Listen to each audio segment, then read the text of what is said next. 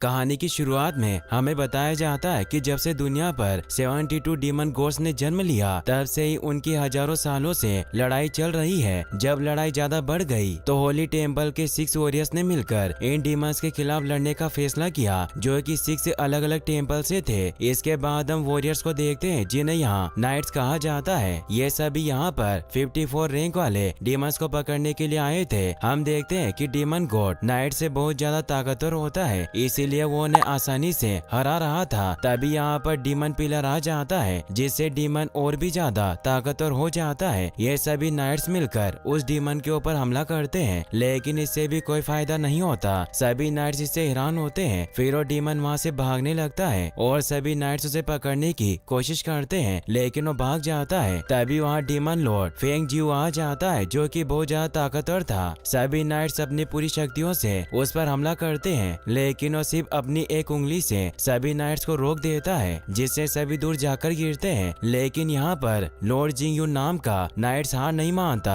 और अपनी सारी शक्तियाँ इकट्ठा करता है। उसकी बॉडी पर एक गोल्डन आर्मर आ जाता है, साथ ही उसके बहुत सारे क्लोन्स भी बन जाते हैं और फिर वो अपनी तलवार से उस डीमन के ऊपर हमला करता है। लेकिन वो डीमन लॉर्ड उसे अपनी 3 उंगलियों के फॉर्मेशन से ही रोक देता है। लॉन्ग जिंग यू अब भी हार नहीं मानता और वापस उसे मारने के लिए आगे बढ़ता है, लेकिन इस बार डीमन लॉर्ड उससे नहीं लड़ता और वहाँ से जाने लगता है और गायब हो जाता है, जिसे देखकर सभी हैरान होते हैं। इसके बाद हमें बताया जाता है कि उसी दिन लॉन्ग जिंग यू की वाइफ बायू भी अजीब कारण से गायब हो गई थी। फिर हमें बायू को दिखाया जाता है, जिसके पास 2 डीमन आते हैं और उसे साथ चलने को कहते हैं। वो जाना तो नहीं चाहती थी, लेकिन वो जानती थी कि सबको बचाने का यही तरीका था, इसीलिए वो उनके साथ चली जाती है। और बहुत समय बाद आसमान में चांद और तारे दिखाई दिए थे, क्योंकि डीमन लॉर्ड यहाँ से चला गया था। सब कुछ शांत हो गया था। इसके बाद हमें 10 साल बाद का समय दिखाया जाता है, जहाँ हम ओडिन सिटी को देखते हैं, जहाँ बहुत शांति थी और वहाँ सब कुछ बहुत अच्छा चल रहा था। फिर हम एक नाइट टेम्पल को देखते हैं। यह बिल्कुल स्कूल की तरह था। यहाँ एक मास्टर अपने शिष्यों को नाइट बनने की ट्रेनिंग दे रहे थे। वो उनसे पूछते हैं कि तुम नाइट क्यों बनना चाहते हो। वो सभी बच्चे कहते हैं कि इंसानियत की रक्षा के लिए, इस टेम्पल को बचाने के लिए, परिवार और दोस्तों की रक्षा के लिए। दरअसल इन्हें यहाँ ट्रेनिंग करते हुए पूरा 1 साल हो गया था और आज इनकी एक परीक्षा भी होगी, जिसमें इनकी स्पिरिचुअल एनर्जी का टेस्ट होगा। इनके मास्टर इनसे कहते हैं कि अगर तुम्हारा नंबर 10 से नीचे हुआ तो वो फेल हो जाएगा और वो घर जाएगा। अब परीक्षा शुरू होती है और सबसे पहले जियांग हो जाता है और उसका एनर्जी नंबर 13 आता है, यानी कि वो पास हो गया था। अब ऐसे ही सभी आते हैं, कुछ उनमें से फेल भी हो जाते हैं। आखिर में हम लोंग आओ चेन को देखते हैं। जब वो अपनी तलवार उस स्पिरिचुअल पिलर पर मारता है तो उसका नंबर आता है 9, यानी कि वो इस परीक्षा में फेल हो गया था। सभी ये देखकर बहुत ज्यादा हैरान और उदास हो जाते हैं। किसी को भी इस पर विश्वास नहीं हो रहा था कि आओ चेन फेल हो गया। हाओ चेन अपने मास्टर के पास भागकर जाता है और एक और मौका मांगता है, लेकिन ऐसा नहीं कर सकते थे, क्योंकि फिर उन्हें सभी को एक मौका देना पड़ता।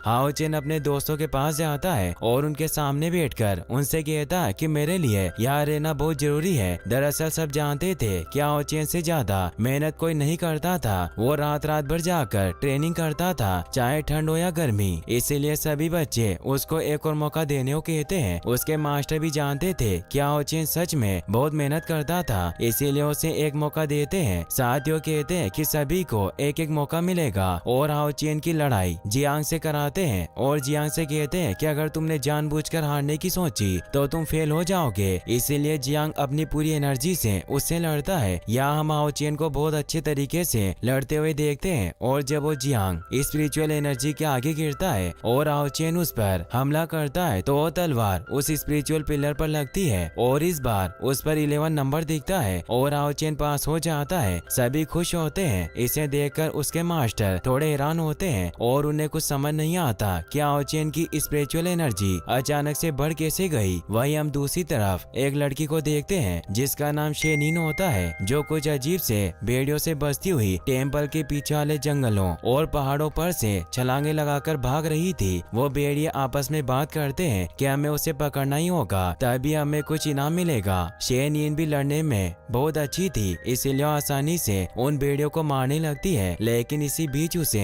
एक भेड़िए के पंजे से चोट लग जाती है, जिससे वो कमजोर पड़ने लगती है। लेकिन जैसे तैसे वो उनसे बचती है, पर एक भेड़िया आसमान में उड़कर उसे मारने वाला होता है। तभी हमें टेम्पल दिखाया जाता है जहाँ सभी बच्चे अपने अपने घर पर जा रहे थे और सभी के मम्मी पापा उन्हें लेने आए थे, पर हाओ चेन के लिए कोई नहीं आया था। जाते हुए उसके मास्टर उसे एक कांच की छोटी सी बोतल देते हैं जिसमें कुछ टॉनिक लिक्विड पीने के लिए था। दरअसल ये एनर्जी को बढ़ाने के लिए एक एनर्जी ड्रिंक की तरह था। जब उसके मास्टर उसे लिक्विड देते हुए देखते हैं तो उसे देखकर समझ जाते हैं कि हाओ चेन उनसे कुछ न कुछ तो छिपा रहा है। और यहाँ हमें पता चलता है कि हाओ चेन के नंबर उस वक्त कम क्यों आए थे। दरअसल वो ये लिक्विड अपनी माँ को दे दिया करता था क्योंकि उसकी माँ बीमार थी। जियांग जो कि उसका दोस्त होता है जाते हुए उसे कहता है कि तुम्हें अपना भी ध्यान रखना होगा, जिस पर हाओ चेन कहता है कि माँ अब ठीक हो रही है और बहुत जल्द वो पूरी तरह से ठीक हो जाएगी। यहाँ जियांग सर पर हाथ रखकर सोचता है कि जब हाओ चेन की एनर्जी बिना उस टॉनिक लिक्विड को लिए इतनी है तो अगर वो टॉनिक लिक्विड लेता तो क्या होता।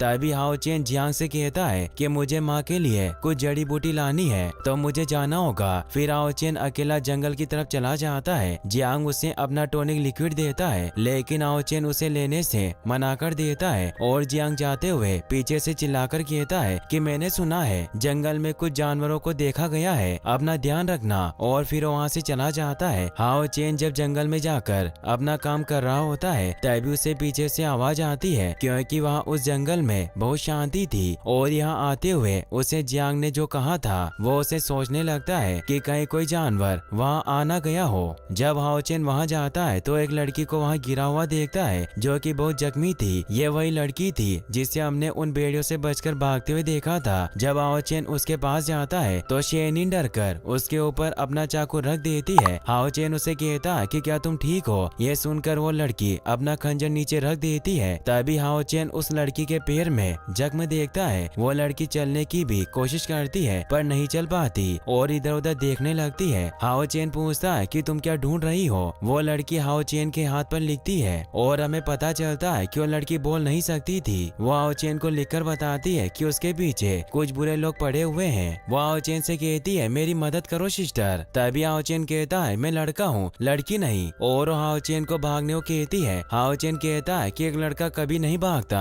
और वो आज खुश भी था क्योंकि वो परीक्षा में पास हुआ था, इसीलिए वो उस लड़की को तलवारबाजी कर कर दिखाता है। तभी एक बार उसकी तलवार उसके पीछे किसी को लगती है और जब वो देखता है तो वहाँ वही भेड़िए थे जो उस शेनिन का पीछा कर रहे थे। हाओ चेन उससे डरकर उस लड़की को उठाकर वहाँ से भागता है और कुछ भेड़िए उनके पीछे भागते हैं। भागते हुए हाओ चेन के चेहरे पर जंगल के पेड़ों की कुछ लकड़ियाँ भी लगती है जिससे उसे चोट भी लग जाती है लेकिन वो नहीं रुकता। अब भागते भागते एक भेड़िया छलांग लगाकर उनकी तरफ कूदता है। तभी इससे बचते हुए हाओ चेन एक पत्थर से टकरा जाता है। अब वो भेड़िया दोबारा से हमला करता है। इस बार हाओ चेन उससे लड़ता है और वो भेड़िया हाओ चेन को उठाकर दूर फेंकता है जिससे हाओ चेन शेनिन के ऊपर जाकर गिरता है। तभी हाओ चेन को ऐसा लग रहा था जैसे समय रुक गया हो। वो उस लड़की को देखने लगता है, साथ ही वो लड़की भी उसे ही देख रही थी। इससे पहले कि वो भेड़िया दोबारा से उन पर हमला करता, हाओ चेन उस लड़की से कहता है कि चिंता मत करो मैं तुम्हारी रक्षा करूंगा और उस भेड़िया से लड़ने लगता है। तभी हाओ चेन देखता है कि भेड़िया हमला करते वक्त अपने पंजे सबसे ज्यादा चलाता है, इसीलिए उनसे बचते हुए उसकी गर्दन के ऊपर हमला करता है जिससे भेड़िया को लगती है और वो गुस्से में आ जाता है। अब सारे भेड़िए मिलकर उस शेनी की तरफ बढ़ते हैं लेकिन हाओ चेन फिर से उनके बीच में जाता है। उन भेड़ियों को गुस्सा आता है और वो सभी मिलकर हाओ चेन को बहुत मारते हैं। शेनिन जब ये देखती है तो उसे बहुत बुरा लगता है क्योंकि उसे बचाना तो चाहती थी लेकिन वो क्या करती।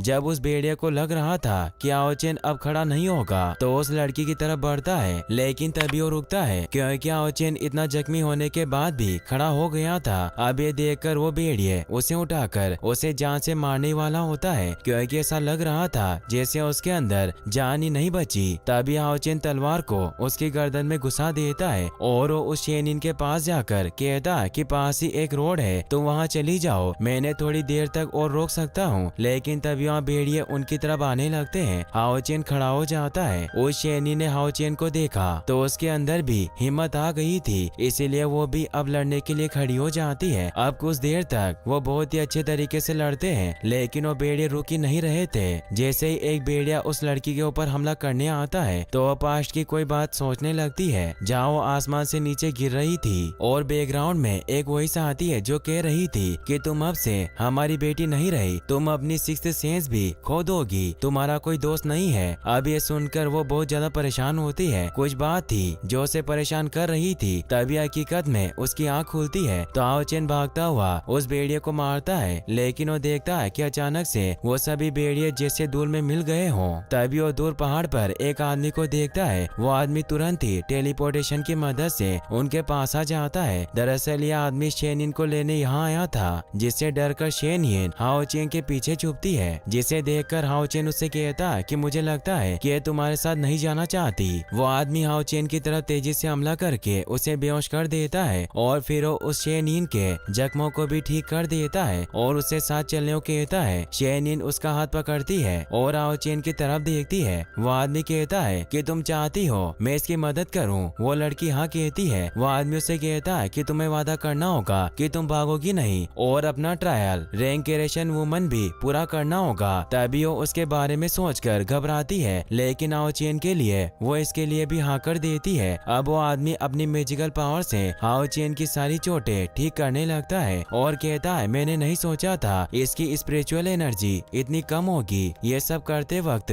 हाओ चेन को बहुत ज्यादा दर्द हो रहा था। इसके बाद वो आदमी अपनी 1000 लेवल एस्क्यूसाइड बर्निंग पावर को इस्तेमाल करता है, जिससे हाओ चेन को हद से ज्यादा दर्द होता है। इसके बाद हाओ चेन की सोल पूरी तरह से प्योर हो जाती है। जब वो आदमी शेनिन को ले जाने लगता है, शेनिन हाओ चेन के पास आती है और अपनी एक रिंग हाओ चेन की उंगली में पहना देती है और उसका बैग और तलवार वहीं रख देती है। फिर वो आदमी उसे वहां से ले जाता है और यहीं पर यह एपिसोड खत्म हो जाता है। गाइस, अगर आपको वीडियो अच्छी लगी हो तो इस वीडियो को लाइक करने के साथ साथ चैनल को सब्सक्राइब भी जरूर कर लें। Thanks for watching.